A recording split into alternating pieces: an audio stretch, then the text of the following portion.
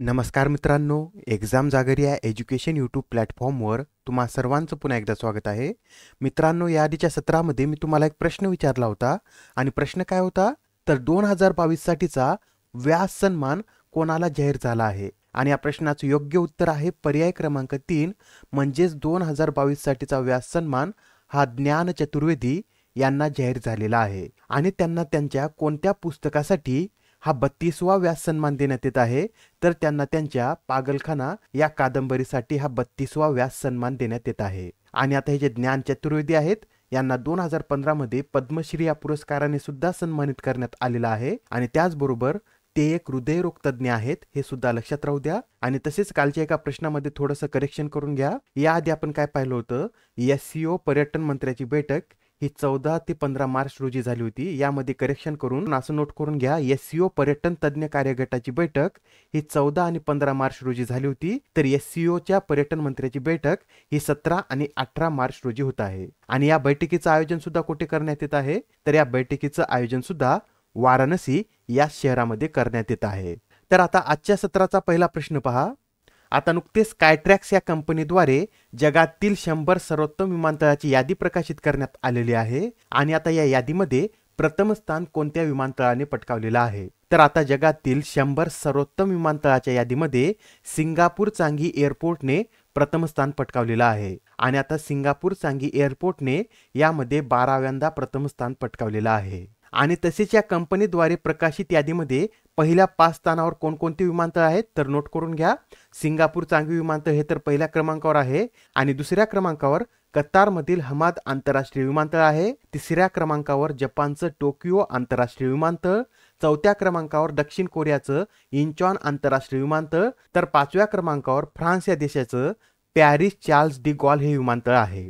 आणि मित्रांनो, 2021-22च्या यादीमध्ये हमाद इंटरनॅशनल एअरपोर्ट हे प्रथम स्थानावर होतं आणि आता 2023च्या यादीमध्ये सिंगापूर चांगी एअरपोर्टने त्याला दुसऱ्या स्थानावर ढकललेलं आहे. आणि आता ह्याची सर्वोत्तम विमानतळाची जी यादी आहे यामध्ये प्रथम 20 मध्ये भारतातील एकाही विमानतळाला स्थान मिळविता आलेलं नाही. आणि या क्रमवारीमध्ये दिल्लीच्या इंदिरा गांधी आंतरराष्ट्रीय विमानतळाने 36वे स्थान पटकावलेलं आहे. आणि तसेच दिल्लीच्या इंदिरा गांधी आंतरराष्ट्रीय विमानतळाला भारत आणि दक्षिण आशियातील सर्वोत्तम विमानतळाचा पुरस्कार सुद्धा देण्यात आलेला आहे. आणि हैदराबाद विमानतळाला भारत आणि दक्षिण आशियातील सर्वोत्कृष्ट प्रादेशिक विमानतळ आणि सर्वोत्कृष्ट विमानतळ कर्मचारी या पुरस्काराने सन्मानित करण्यात आलेला आहे. आणि आता प्रश्न क्रमांक दुसरा पहा. भारतीय नौदलाने खालीलपैकी कोणाच्या स्मरणार्थ 2 पुरस्कार जाहीर केले आहेत तर नुकतेच आता भारतीय नौदलाने बिपिन रावत यांच्या स्मरणार्थ 2 पुरस्कार जाहीर केलेले आहेत. आणि हे जे पुरस्कार आहेत हे कोणाला देण्यात येणार आहेत तर महिला अग्निवीरांना हे पुरस्कार देण्यात येणार आहेत. आणि यंदाची पहिली ट्रॉफी हे नौदल प्रमुख ॲडमिरल RK हरी कुमार यांच्याकडून देण्यात येणार आहे. आणि आता हे जे पुरस्कार आहेत हे पुरस्कार बिपिन रावत यांच्या 65व्या जयंतीनिमित्त जाहीर केलेले आहेत. आणि आता हे जे 2 पुरस्कार आहेत यापैकी पहिला पुरस्कार हा महिला अग्निवीर प्रशिक्षणामध्ये प्रथम क्रमांक मिळविणाऱ्या महिलेला देण्यात येणार आहे. आणि दुसरा पुरस्कार हा गोवा येथील नेव्हल वॉर कॉलेज येथे नेव्हल हायर कमांड कोर्स करत असलेल्या मोस्ट स्पिरिटेड ऑफिसरला देण्यात येणार आहे. आणि आता जे बिपिन रावत होते हे भारताचे पहिले CDS प्रमुख होते आणि यांचा जन्म 16 मार्च 1958 रोजी गढवाल जिल्ह्यात झाला होता. आणि तसेच 8 डिसेंबर 2021 रोजी तामिळनाडूच्या कुन्नूरजवळ हेलिकॉप्टर अपघातामध्ये त्यांचं निधन झालेलं आहे. आणि आता प्रश्न क्रमांक तिसरा पहा. 2023च्या गव्हर्नर ऑफ द इयर या पुरस्काराने कोणाला सन्मानित करण्यात आले आहे तर आता 2023चा गव्हर्नर ऑफ द इयर हा पुरस्कार भारताच्या रिझर्व्ह बँकेचे गव्हर्नर शक्तिकांत दास यांना देण्यात आलेला आहे. आणि हा जो पुरस्कार आहे हा कोणाद्वारे देण्यात येतो तर international economic research general centre बँकिंगद्वारे हा पुरस्कार देण्यात येतो. आणि हा पुरस्कार आता शक्तिकांत दास यांना कशासाठी देण्यात आलेला आहे तर कठीण काळामध्ये स्थिर नेतृत्वासाठी त्यांना हा पुरस्कार देण्यात आलेला आहे. आणि याआधी 2015 मध्ये RBIचे माजी गव्हर्नर रघुराम राजन यांना हा पुरस्कार देण्यात आला होता आणि हा पुरस्कार मिळवणारे ते पहिले भारतीय गव्हर्नर होते. आणि आता जे शक्तिकांत दास आहेत ते RBIचे कधीपासून गव्हर्नर आहेत तर 2018 पासून ते RBIचे गव्हर्नर आहेत. आणि ते कितवे गव्हर्नर आहेत तर ते 25वे गव्हर्नर आहेत. आणि त्याचबरोबर या पुरस्कारामध्ये central bank of the year हा पुरस्कार कोणत्या बँकेला देण्यात आलेला आहे तर नॅशनल बँक ऑफ युक्रेनला central bank of the year या पुरस्काराने सन्मानित करण्यात आलेला आहे. आणि याआधी सुद्धा काही पुरस्कार देण्यात आलेले आहेत, ते सुद्धा आपण एकदा रिवाइज करून घेऊया.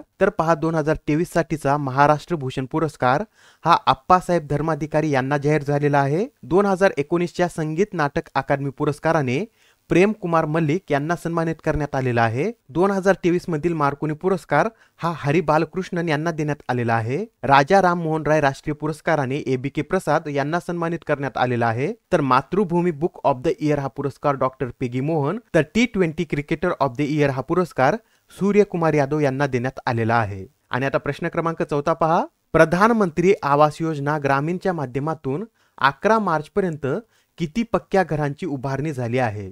अत्यंत महत्त्वाचा प्रश्न आहे पहा, कारण अशा प्रकारचे प्रश्न एक्झाम मध्ये विचारण्यात येत आहेत. तर लक्षात राहू द्या, प्रधानमंत्री आवास योजना ग्रामीणच्या माध्यमातून 11 मार्च पर्यंत 2,18,00,000 पक्क्या घरांची उभारणी झालेली आहे. आणि आता ही जी माहिती आहे ही कोणाद्वारे देण्यात आलेली आहे? तर राज्यसभेमध्ये एका लेखी प्रश्नाच्या उत्तरात ग्रामीण विकास राज्यमंत्री साध्वी निरंजन ज्योती यांनी ही माहिती दिलेली आहे. आणि तसेच आता ही जी प्रधानमंत्री आवास योजना आहे, या योजनेअंतर्गत मार्च 2024 पर्यंत एकूण 2,95,00,000 पायाभूत सुविधा असलेल्या पक्क्या घरांच्या उभारणीचं लक्ष्य हे सरकारद्वारे ठेवण्यात आलेलं आहे. आणि आता ही जी प्रधानमंत्री आवास योजना ग्रामीण आहे ही कधी सुरू करण्यात आलेली आहे? तर याआधी असलेल्या इंदिरा आवास योजनेची 1 एप्रिल 2016 रोजी प्रधानमंत्री आवास योजना ग्रामीण म्हणून पुनर्रचना करण्यात आलेली आहे. आणि आता प्रश्न क्रमांक 5 पहा, भारत आणि सिंगापूर या दोन देशांदरम्यान बोल कुरुक्षेत्र या युद्धाभ्यासाचं आयोजन करण्यात येतं. आणि नुकताच आता या वर्षीचा युद्धाभ्यास पार पडलेला आहे. आणि या प्रश्नामध्ये आपल्याला काय विचारलेलं आहे? तर हा युद्धाभ्यास कोणत्या शहरामध्ये आयोजित करण्यात आला होता असं आपल्याला यामध्ये विचारलेलं आहे. तर या प्रश्नाचं योग्य उत्तर आहे पर्याय क्रमांक 2, म्हणजे जोधपूरमध्ये या युद्धाभ्यासाचं आयोजन करण्यात आलं होतं. आणि ही या युद्धाभ्यासाची कितवी आवृत्ती होती? तर ही या युद्धाभ्यासाची 13वी आवृत्ती होती. आणि ही 13वी आवृत्ती 6 ते 13 मार्च दरम्यान आयोजित करण्यात आलेली आहे. आणि तसेच आता हा जो युद्धाभ्यास आहे हा कधीपासून आयोजित करण्यात येत आहे? तर हा युद्धाभ्यास 2005 पासून आयोजित करण्यात येत आहे. आणि याआधी सुद्धा काही युद्धाभ्यास आयोजित करण्यात आलेले आहेत. आणि ते कुठे आयोजित करण्यात आलेले आहेत हे सुद्धा आपण पाहून घेऊया. तर पहा, भारत आणि फ्रान्स या दोन देशांमधील फ्रिंजेक्सच्या पहिल्या आवृत्तीचं आयोजन तिरुअनंतपुरम येथे करण्यात आलेलं आहे. दसलिक हा युद्धाभ्यास उझबेकिस्तान या देशाबरोबर आयोजित केला जातो. आणि यावेळेच्या 4थ्या आवृत्तीचं आयोजन उत्तराखंड मधील पिथोरगड मध्ये करण्यात आलं होतं. तसेच धर्म गार्डियन हा युद्धाभ्यास जपानमधील शिगा प्रांतात आयोजित करण्यात आला होता. तर्कश हा युद्धाभ्यास भारत आणि अमेरिका या दोन देशांदरम्यान आयोजित केला जातो. आणि या 6व्या आवृत्तीचं आयोजन चेन्नईमध्ये करण्यात आलं होतं. भारत आणि इजिप्त या दोन देशांदरम्यान प्रथमच सायक्लॉन 1 हा युद्धाभ्यास आयोजित करण्यात आला होता. आणि याचं आयोजन राजस्थानमध्ये करण्यात आलं होतं. नसीम अल्बहर हा युद्धाभ्यास ओमानमध्ये आयोजित करण्यात आला होता. ऑस्ट्रा हिंद हा युद्धाभ्यास ऑस्ट्रेलिया बरोबर आयोजित केला जातो. आणि याचं आयोजन राजस्थानमध्ये करण्यात आलं होतं. हरिमौ शक्ती हा मलेशिया बरोबर आयोजित केला जातो. आणि याचं आयोजन मलेशियामध्येच करण्यात आलेलं आहे. युद्धाभ्यास हा अमेरिकेबरोबर आयोजित केला जातो. आणि याचं आयोजन उत्तराखंडमध्ये करण्यात आलं होतं. गरुड युद्धाभ्यास हा फ्रान्स बरोबर आयोजित केला जातो.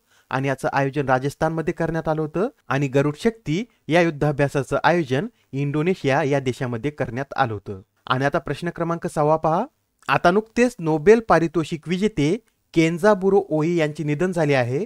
तर त्यांना कोणत्या क्षेत्रातील नोबेल पुरस्काराने सन्मानित करण्यात आलं होतं? तर आता हे जे केंजाबुरो ओई आहेत यांना साहित्य क्षेत्रातील नोबेल पुरस्काराने सन्मानित करण्यात आलं होतं. आणि हे केंजाबुरो ओई आहेत हे जपानमधील एक लेखक आहेत. आणि त्यांना 1994 मध्ये साहित्यातील नोबेल पारितोषिकाने सन्मानित करण्यात आलं होतं. आणि नुकतंच आता त्यांचं वयाच्या 88व्या वर्षी निधन झालेलं आहे. आणि तसेच त्यांची 1958 मध्ये पहिली कादंबरी प्रकाशित झाली होती. आणि त्या कादंबरीचं नाव काय आहे? तर निप the birds shoot the kids असं त्यांच्या पहिल्या कादंबरीचं नाव होतं. हे सुद्धा नोट करून घ्या. आणि आता प्रश्न क्रमांक 7 पहा, अमेरिकेच्या संरक्षण उपमंत्रीपदी कोणाची नियुक्ती करण्यात आली आहे? तर आता अमेरिकेच्या संरक्षण उपमंत्रीपदी रवी चौधरी यांची नियुक्ती करण्यात आलेली आहे. आणि आता ते या पदावर पोहोचणारे पहिले भारतीय अमेरिकन ठरलेले आहेत. आणि तसेच याआधी त्यांनी US डिपार्टमेंट ऑफ ट्रान्सपोर्टेशन मध्ये वरिष्ठ अधिकारी म्हणून देखील कार्य केलेलं आहे. आणि याबरोबरच त्यांनी 1993 ते 2015 पर्यंत अमेरिकेमध्ये एअरफोर्स पायलट म्हणून देखील कार्य केलेलं आहे. आणि आता अलीकडेच अमेरिकेचे राष्ट्राध्यक्ष जो बिडेन यांनी त्यांच्या सल्लागार समितीमध्ये 2 भारतीय अमेरिकन नागरिकांची नियुक्ती केलेली आहे. आणि त्यांची नावे काय आहेत? तर रेवती अद्वैती आणि मनीष बापना यांची यामध्ये निवड करण्यात आलेली आहे. हे नावे सुद्धा नोट करून घ्या. आणि आता प्रश्न क्रमांक 8 पहा. भारतामध्ये कोणत्या वर्षी गे आणि ट्रान्सजेंडर व्यक्तींच्या रक्तदानावर बंदी घालण्यात आली होती? तर भारतामध्ये 1980 मध्ये गे आणि ट्रान्सजेंडर व्यक्तींच्या रक्तदानावर बंदी घालण्यात आलेली होती. आणि सध्या आता हा मुद्दा चर्चेमध्ये का आलेला आहे? तर पहा, भारतामध्ये रक्तदानासाठीच्या कलम 12 नुसार रक्तदानासाठी मार्गदर्शक तत्वे देण्यात आलेली आहेत आणि तसेच या कलमामध्ये ट्रान्सजेंडर, समलैंगिक महिला आणि पुरुष, महिला सेक्स वर्कर यांना रक्तदान करता येणार नाही असं नमूद करण्यात आलेलं आहे. आणि आता या कलम 12लाच ट्रान्सजेंडर समुदायाचे सदस्य थंगजम सिंग यांनी सर्वोच्च न्यायालयामध्ये अपील केलेलं आहे. आणि याविषयी केंद्र सरकारचं काय म्हणणं आहे? तर समलैंगिक व्यक्ती आणि ट्रान्सजेंडर समुदाय यामुळे HIV, हिपॅटायटिस बी आणि हिपॅटायटिस सी चा धोका अधिक असल्याचे वैज्ञानिक पुरावे असल्याचं केंद्राचं यामध्ये म्हणणं आहे. त्यासाठी त्यांच्या रक्तदानावर बंदी घालण्यात आली आहे असं केंद्राद्वारे स्पष्टीकरण देण्यात आलेलं आहे. आणि आता प्रश्न क्रमांक 9 पहा. अग्निवीरांना BSF मध्ये किती टक्के आरक्षण देण्यात येणार आहे? तर आता अग्निवीरांना BSF मध्ये 10% आरक्षण देण्याची घोषणा करण्यात आलेली आहे. आणि याबरोबरच जे अग्निवीर असतात त्यांना BSF मध्ये भरतीसाठी शारीरिक चाचणीमधून सुद्धा सूट देण्यात आलेली आहे. आणि हे जे BSF आहे याचं फुल फॉर्म काय आहे? तर बॉर्डर सिक्युरिटी फोर्स असं याचं पूर्ण स्वरूप आहे. आणि याची स्थापना 1 डिसेंबर 1965 मध्ये करण्यात आली होती. आणि आता आजच्या सत्रामधील शेवटचा प्रश्न पहा. आता नुकतेच डिक फॉसबरी यांचे निधन झाले आहे, तर ते कोणत्या खेळाशी संबंधित होते? तर आता हे जे डिक फॉसबरी आहेत हे उंच उडी या खेळाशी संबंधित होते आणि त्यांनी 1968च्या मेक्सिको सिटी ऑलिम्पिकमध्ये 2.22 मीटरची उडी मारून सुवर्ण पदक सुद्धा मिळवलेलं होतं. आणि तसंच त्यांनी उंच उडीमध्ये एक तंत्र निर्माण केलं होतं आणि त्या तंत्राला काय नाव देण्यात आलेलं आहे? तर फॉसबरी फ्लॉप असं त्या तंत्राला नाव देण्यात आलेलं आहे. आणि या फॉसबरी फ्लॉप या तंत्रामुळेच ते प्रसिद्धीस होतात आले होते आणि अजूनही त्यांचं हे तंत्र उंच उडीमध्ये वापरण्यात येतं. त्यासाठी यांचं नाव लक्षात राहू द्या, डिक फॉसबरी हे उंच उडी या खेळाशी संबंधित होते. आणि आता आजच्या सत्रामधील तुमच्यासाठीचा प्रश्न पहा. IQAirच्या अहवालानुसार कोणते शहर हे भारतातील सर्वाधिक प्रदूषित शहर ठरले आहे? आता या प्रश्नाचं उत्तर कमेंटमध्ये देण्याचा प्रयत्न करा. उत्तर चुकलं तरी काय हरकत नाही, कारण ज्यावेळेस तुम्हाला या प्रश्नाचं योग्य उत्तर माहित होतं त्यावेळेस हे प्रश्न तुमच्या दीर्घकाळापर्यंत लक्षात राहतात. तर आता पुढच्या सत्रामध्ये पुन्हा भेटूया. धन्यवाद.